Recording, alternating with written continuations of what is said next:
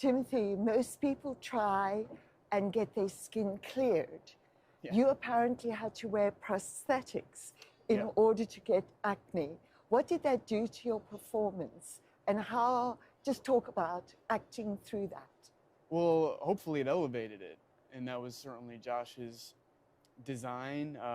Those were entirely his ideas, all credit to him. Insofar as having fucked up skin, at risk of repeating myself, I'm wearing contacts in the film that mess up my vision. And did you know that or no? No, I didn't. Okay, so I'm wearing contacts in the film to mess up my vision so that I could put real glasses on to correct my vision, which from an acting perspective makes you more impaired, and from an audience perspective gives me these little beady eyes, which is also unusual in Hollywood. Usually it's the flip, like Emma Stone in Battle of the Sexes with Steve Carell. She did the opposite. She made her eyes buggier and bigger and more expressive, and Josh wanted them beadier. And does that impede your performance? Hugely. But from that perspective also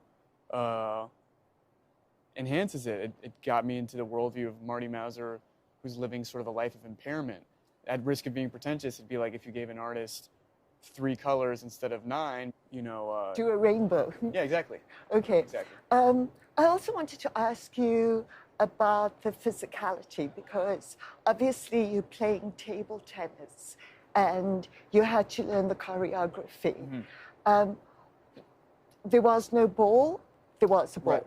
No, there was 85% of the time there was no ball. These were in-depth, scripted, very detailed sequences. It'd be impossible to replicate for the best table tennis players in the world with a ball. So it was as important for me to study the greats like Hugo Calderano and Timo Ball as it is, or as it was rather, to study Baryshnikov, Balanchine, the great movers and masters of physicality that my mother raised me in studying and being around. So in a previous interview, you had mentioned you danced, or Exactly. your sister liked to dance. I grew up backstage at the New York City Ballet. My grandmother danced in the New York City Ballet, my mother danced in the New York City Ballet, my sister danced in the New York City Ballet. I grew up dreaming big backstage at the Coke Theater in New York, you know? And does that help then in situations like this? Hugely. I'm like a Venn diagram of the best cultural influences of the 21st century and 20th century. Well, that explains a lot. Just talking sport, what is your favorite sport then? Soccer and basketball. And well, I would think that your agility as a dancer would help with that too. Yeah, but I'm quite thin, so playing basketball is a humbling exercise, definitely. What stayed with you about this role? The assertiveness, the confidence, sometimes you got to call things as it is, as they are, and not tiptoe, especially as you get older. I'm about to be 30.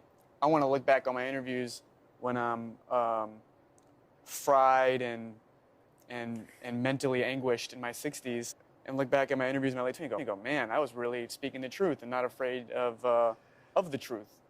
Well, may you always That speak said, truth. like, this is probably my best performance, you know? Well, and that it's been like 7-8 years that I feel like I've been handing in really, really committed, top-of-the-line performances. And it's important to say it out loud because the discipline and the work ethic I'm bringing to these things, I don't want people to take for granted. I don't want to take for granted. This is really some top-level shit. I just spoke to George Clooney, Mm-hmm. and he mentioned you as not only a great actor, but one of our new movie stars. Wow, that's incredible. And then That's I say incredible. goodbye. Wow, thank you. I needed a little more confidence. Thank you very much. Thank you.